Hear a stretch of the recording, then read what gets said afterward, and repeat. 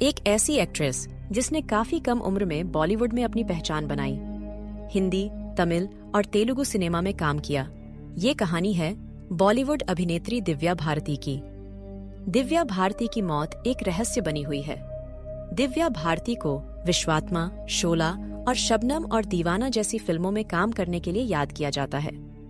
एक के बाद एक हिट फिल्में देकर बड़ी और स्थापित हीरोइंस को चुनौती दी। 3 साल में 20 फिल्में कर शोहरत पाई, शादी की और सिर्फ 19 साल की उम्र में दुनिया को अलविदा कह गईं। 1993 में उनकी मौत मुंबई के वर्सोवा इलाके में अपने अपार्टमेंट की बालकनी से गिरने से हुई थी। कुछ लोगों के मुताबिक इसे आत्महत्या माना गया, हालांकि कुछ को यह हत्या के पीछे का संदेह था।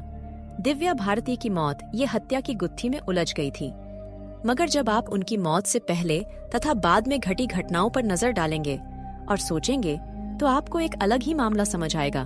तो आखिर दिव्या भारती की मौत से ठीक पहले और मौत के बाद क्या हुआ था? मौत की असल वजह क्या थी? दिव्या भारती के साथ घटी घटना के समय घर में कौन था? और दिव्या भारती की मौत को उनके पति साजिद नाडियावाला और अंडरवर्ल्ड की साजिश क्यों कहा जाता है? दिव्या भारती की मौत के बारे में बात करने से पहले थोड़ा इनके शुरुआती सफर पर एक नजर डाल लेते हैं। दिव्या भारती का जन्म 25 फरवरी 1974 को मुंबई में हुआ था। इनके पिता का नाम ओम प्रकाश भारती तथा मां का नाम मिता भारती था। अपनी खूबसूरती और कमाल की अदाकारी के दम पर बहुत कम समय में बॉलीवुड में कामयाबी की बुलंदी पर पहुंचने वाली दिव्या भारती बचपन से ही बहुत ज्यादा खूबसूरत थी। बचपन में इनकी खूबसूरती ऐसी थी कि एक पल तो लोगों के लिए यकीन करना भी मुश्किल होता था कि ये कोई डॉल नहीं बल्कि वास्तव में छोटी बच्ची है। कम उम्र में ही दिव्या भारती ने मॉडलिंग की दुनिया में कदम रख दिया था। जब इनकी उम्र 16 साल थी तभी इन पर एक दिन गोविंदा के भाई की नजर पड़ी और उन्होंने दिव्या भारती को अपनी फिल्म में लेने का फैसला किया, मगर किसी कारणवश दिव्या को फिल्म से बाहर कर दिया गया और उनकी जगह जूही चावला ने अदाकारी की।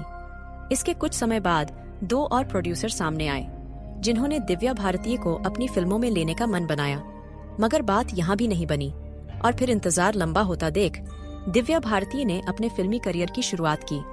उन्होंने 1990 में साउथ के सुपरस्टार वेंकटेश के साथ अपनी पहली तेलुगु फिल्म की। इस फिल्म का नाम बॉबिली राजा था। बॉक्स ऑफिस पर फिल्म बहुत ज्यादा कमाल तो नहीं कर पाई, मगर दिव्या भारती की खूबसूरती ने हर किसी का ध्यान अपनी ओर आकर्षित किया था।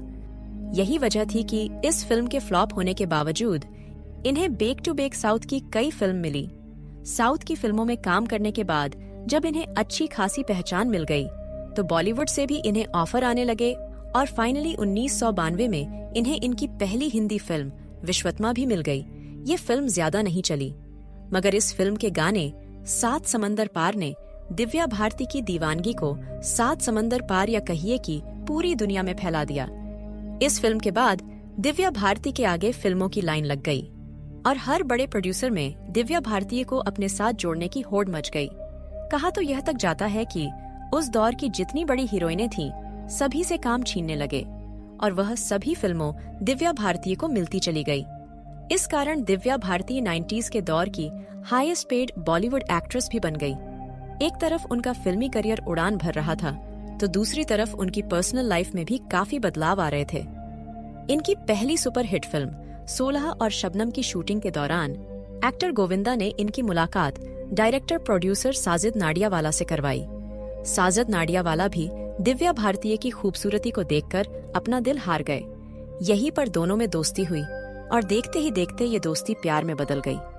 फिर दुनिया की नजरों से बचकर बेहद ही गुपचुप तरीके से दिव्या भारती दिव्या से नाडियावाला बन गई और फिर 10 मई 1992 को दिव्या भारती ने साजिद नाडियावाला के साथ शादी कर ली। इस शादी को गुप्त रखने की सबसे बड़ी वजह ये थी कि उन दिनों एक ट्रेंड था कि शादी के बाद एक्ट्रेस की फैन फॉलोइंग काफी कम हो जाती थी। इस कारण उन्हें काम मिलना भी बंद हो जाता था और चूंकि दिव्या भारती का करियर पूरी उड़ान पर था, इसलिए उन्होंने शादी को सीक्रेट रखने का फैसला किया ताकि उनका फिल्मी करियर प्रभावित ना हो।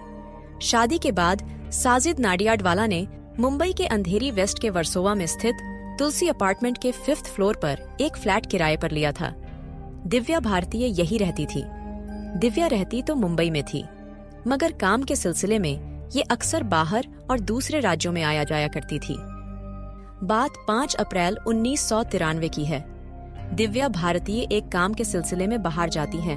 यहाँ सारे काम निपटाने के बाद प्लान था कि वो अपने दोस्तों के साथ एक पार्टी में जाएंगी और कुछ शॉपिंग भी करेंगी, मगर जरूरी काम खत्म होने के बाद वो अपने सारे दूसरे प्लान को पोस्टपोन कर देती हैं और वापस मुंबई आ जाती हैं। अब तक दिव्या भारती एक सुपरस्टार बन चुकी थी और इनके पास बहुत सारा पैसा भी आ चुका था, मगर ये अब तक मुंबई में अपना घर नहीं ले पाई थी। इसी को पूरी करने के लिए वो लंबे समय से कोशिश में लगी हुई थी। इत्तेफाक से हैदराबाद से वापस आने के बाद एक फ्लैट के सिलसिले में इनकी बात भी बन जाती है और मुंबई के बेहद ही पॉश इलाके में एक 4 BH के फ्लैट की डील भी ये फाइनल कर लेती है। घर खरीदने की खुशी परिवार वालों के साथ शेयर करने के लिए दिव्या अपने छोटे भाई कुणाल भारतीय को भी बुलावा भेजती है। इसके अलावा अपनी खुशी में शामिल होने के लिए ये अपनी कॉस्ट्यूम्स डिजाइनर दोस्त नीता लुल्ला को भी बुला लेती है। नीता लुल्ला अपने पति डॉक्टर श्यामल के साथ रात के लगभग 9 o'clock बजे दिव्या भारतीय के यहाँ आ भी जाती है। नीता लुल्ला और डॉक्टर श्याम लुल्ला के दिव्या भारतीय के घर आने के पीछे की एक दूसरी वजह भी दिव्या भारतीय की मौत के बाद सामने आई थी। दिव्या भारतीय की ज्यादातर फिल्मों की कॉस्ट्यूम डिजाइनर नीता लुल्ला ही थी। इसी छोटी सी पार्टी के बहाने नीता और दिव्या अपने आने वाली फिल्म आंदोलन के कॉस्ट्यूम डिजाइन को भी फाइनल करने में लग जाती है। इन सभी बातचीत के दौरान घर में मौजूद ये तीनों शराब भी पीते हैं। श्याम, नीता और दिव्या के अलावा इस घर में एक और व्यक्ति मौजूद था और वो थी बचपन से दिव्या भारतीय की देखरेख करने वाली नौकरानी अमृता कुमारी। इस मीटिंग के दौरान अमृता कुमारी लगातार किचन में इन लोगों की पसंद की स्नैक्स तैयार कर रही थी। दिव्या भारतीय के पति घर नहीं लौटे थे।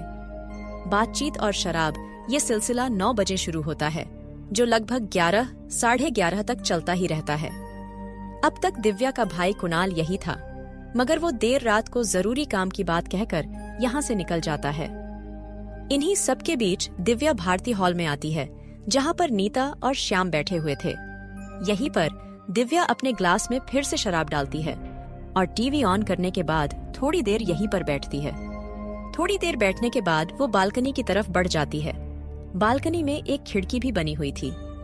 ये तुलसी अपार्टमेंट की इकलौती खिड़की थी, जिसमें लोहे का ग्रिल नहीं लगा हुआ था। पीछे की वजह बताई जाती है कि अक्सर दिव्या खुद को शांत करने के लिए यहीं पर बैठा करती थी। हमेशा की तरह इस रात भी दिव्या भारती हाथ में शराब लेकर इसी खुली खिड़की पर आकर बैठती है। बैठते समय वह बाहर हॉल में बैठी हुई नीता से लगातार बातें भी कर रही थी।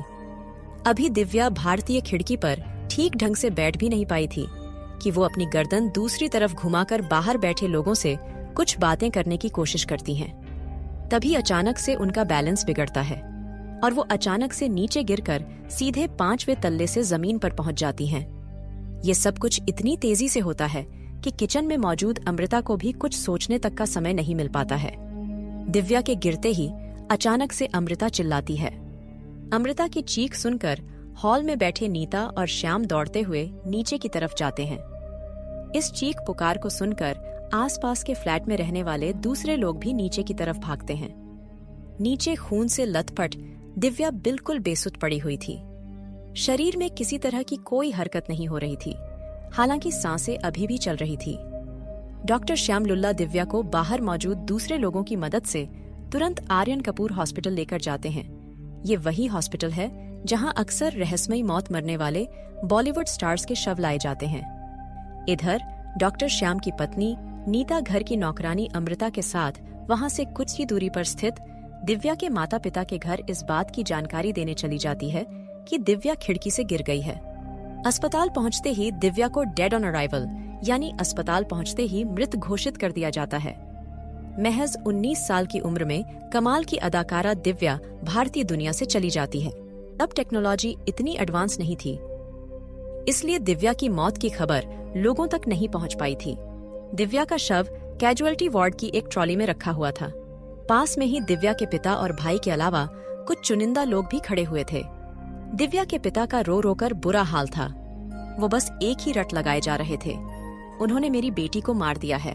पास में ही दिव्या का भाई कुणाल भी था, जो दिव्या की मौत से बस 10 मिनट पहले तक दिव्या के साथ ही था और नए घर खरीदने की खुशी में शामिल था। कमाल की बात तो ये थी कि दिव्या की मौत को कई घंटे बीत चुके थे, मगर दिव्या की मां का कहीं भी अता पता नहीं था। बल्कि वो रात के लगभग 3:45 बजे अस्पताल आती है। अस्पताल पहुंचने तक उन्हें इस बात की जानकारी नहीं थी कि उनकी बेटी अब इस दुनिया में नहीं है, बल्कि उन्हें बताया गया था कि वो गिर गई है और कुछ चोट आई है। बाद में हुए खुलासे के मुताबिक जैसे ही दिव्या की मां पर दिव्या के पिता और भाई की नजर पड़ती है, दोनों उसी की तरफ तेजी से भागते हैं और दोनों एक साथ मीता पर चिल्लाते हुए कहते हैं कि जो हुआ है सब तुम्हारी वजह से हुआ है।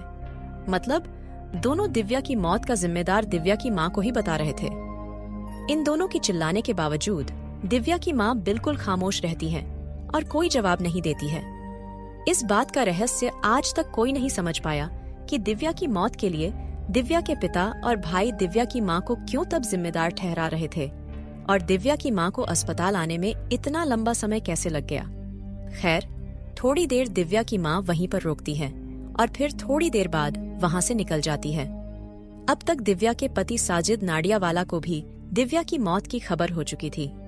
थोड़ी देर में साजिद भी अस्पताल पहुंच जाते हैं और सीधे उस वार्ड में जाते हैं जहां पर दिव्या के शव को रखा गया था। दिव्या को देखने के बाद साजिद बिल्कुल खामोश रहते हैं। वो किसी तरह से कुछ भी रिएक्ट नहीं कर पाते हैं और कुछ ही पल बाद नीचे गिरकर बेहोश हो जाते हैं। डॉक्टर के मुताबिक वो दिव्या की मौत के सदमे को बर्दाश्त नहीं कर पाते हैं। इसी वजह से शॉक के हालात में चले जाते हैं। साजिद की स्थिति भी तेजी से बिगड़ने लगती है और तत्काल उन्हें आईसीयू में एडमिट कराने की नौबत आ जाती है। थोड़ी देर बाद साजिद होश में आ जाते हैं, मगर उनका व्यवहार भयानक तरीके से बदलने लगता है और वो अजीब हरकतें करने लगते हैं। इस कारण अंत में उन्हें कुछ दवाई देकर डॉक्टर की निगरानी में ही सुलाया जाता है। तारीख बदलकर 6 अप्रैल 1993 हो चुकी थी। अब लगभग सुबह हो चुकी थी। दिव्या की मौत की खबर अब इंडस्ट्री से जुड़े लोगों तक भी पहुंच चुकी थी। दिव्या को देखने सबसे पहले आने वाले इंडस्ट्री से जुड़े लोगों में प्रहलाद निहलनी थे, जो अपनी पत्नी और बेटे के साथ आए थे। इसके अलावा दिव्या को देखने सबसे पहले आने वाले चुनिंदा लोगों में सैफ अली खान, संजय कपूर, बोनी कपूर और गोविंदा इत्यादि शामिल थे। इधर मौके पर पुलिस भी पहुंच जाती है और लोगों के बयान दर्ज करना शुरू कर देती है। सभी कागजी कार्रवाई पूरी करने के बाद दिव्या का पोस्टमार्टम किया जाता है। पोस्टमार्टम में खुलासा होता है कि ऊंचाई से गिरने की वजह से दिव्या के सर में काफी गहरी चोट आई थी। बहुत ज्यादा इंटरनल ब्लीडिंग हुई थी, इस कारण ही उनकी मौत हो गई। इसके अलावा जांघ की हड्डी भी बुरी तरीके से टूट चुकी थी। सभी जांच पड़ताल के बाद 7 अप्रैल 1993 को दिव्या का शव परिवार वालों को सौंप दिया जाता है। सभी फॉर्मेलिटीज के बाद मुंबई के विले पार्ले स्थित दिव्या का अंतिम संस्कार किया जाता है। अंतिम संस्कार से जुड़ी रस्म को साजिद नाडियावाला पूरी करते हैं। दिव्या इस दुनिया से जा चुकी थी, मगर अपने पीछे सैकड़ों सवाल छोड़ गई थी, जिसका जवाब हर कोई जानना चाह रहा था। सबसे बड़ा सवाल तो यही था कि दिव्या ने ऊपर से कूदकर सुसाइड कर लिया है या फिर उनकी साजिश के तहत हत्या की गई है। जब पुलिस ने लोगों से पूछताछ करना शुरू किया तो एक के बाद एक कई खुलासे होने शुरू हो गए। पुलिस ने सबसे पहले घर के अंदर मौजूद डॉक्टर श्याम लुल्ला और उनकी पत्नी नीता का बयान दर्ज किया था।